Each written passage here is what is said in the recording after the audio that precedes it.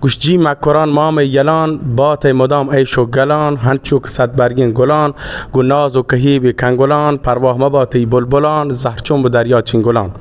کشند پسوز زیملان نالان چو نوبوگی نلان تیبت گو شیرین توکلان جوش و خروش و ولولان کلی مدار گو همبلان برا هندگی هم گنگلان.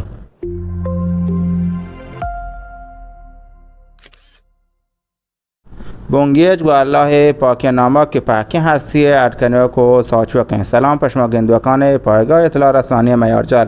ما مراد کردیم شهرستان نیکشهر یا جوان و حزمکار و جویای نامی گواهی کام که گپ هوار بکنه سوج ساری بگیره گو ما هو رو همراه بی بله واجه هم ورنایی که ما رو همراهی کن واجهش موتی پجاره بکنه بگوش شما چند سال شعر و شاعری کنه شما روات چند سال کو مردمت گو آوند پاکی ناما منی نام خالد بلیدین منی زادگاه نیکشهر و من تبار یک قسمتی چبلوچ زیان نیکشهر و ملازیان و من تبار اصلی شاخه اصلی روستای کشیگی و منی سن هم 18 ساله تقریبا 2 ساله که زبان بلوچیا شاعران مثل مولانا روانبود و شاعران دیگر را دنبال کنم و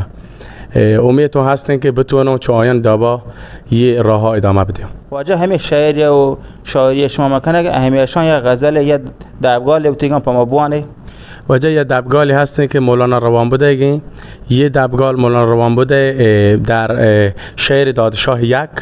گوشک بیتا که اولا مقدمه توصیف کن مکرانا گوش جی مکران مام یلان بات مدام ایش و گلان هنچو که صد برگین گلان گو ناز و کهیب کنگلان پرواه مباتی بلبلان زهرچون به دریا چینگلان کشند پسوز زیملان نالان چو نوبوگی نلان تیبت گو شیرین توکلان جوش و خروش و ولولان کلی مدار گو همبلان برا هندگی هم گنگلان. واجه شی معنی و مفهوم ما را بگوشه واجه شی مفهوم معنی ایشین در است اولوشی سلام بر مکران مرکز جوان مردان سلام بر مکران مرکز جوان مردان و توصیف کن ای گل و گیاه مکران و در ادامه اوشی پرواه مباتی بلبلان بدا بلبل خواننده اوشی شاعر اوش پروا هجبه تی شاعر خواننده همیشه دراه و سلامت باتم گوش کلی مدار گو همبلان گوش هجبر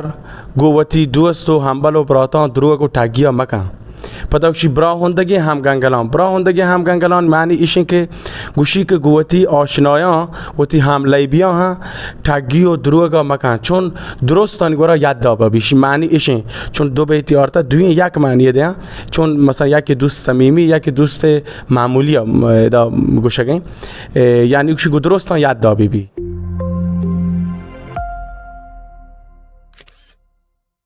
واجه شما ما را بگوشه شما را چه چیزی سوق دا به سمت شعر و شاعری و پاسدارک بلوچ ای زبان بلوچیا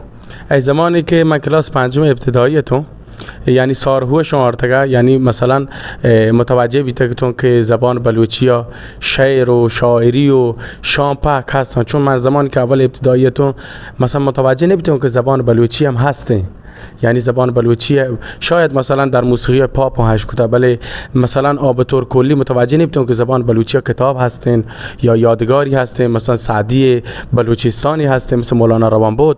و ای زمانی که من دیک من په کتابا مطالعه کنگم و شعر وانگم و اولی شعری که مثلا من پتا برای مقدمه من گویا شی که اگر لوٹ زبان بلوچی یاد بگیره چون که تا زمانی که وقتی که اولا کارتوکا کم که سخت یا کار پتا بله وقتی که راه پر رند شیرین بی و آرامش دا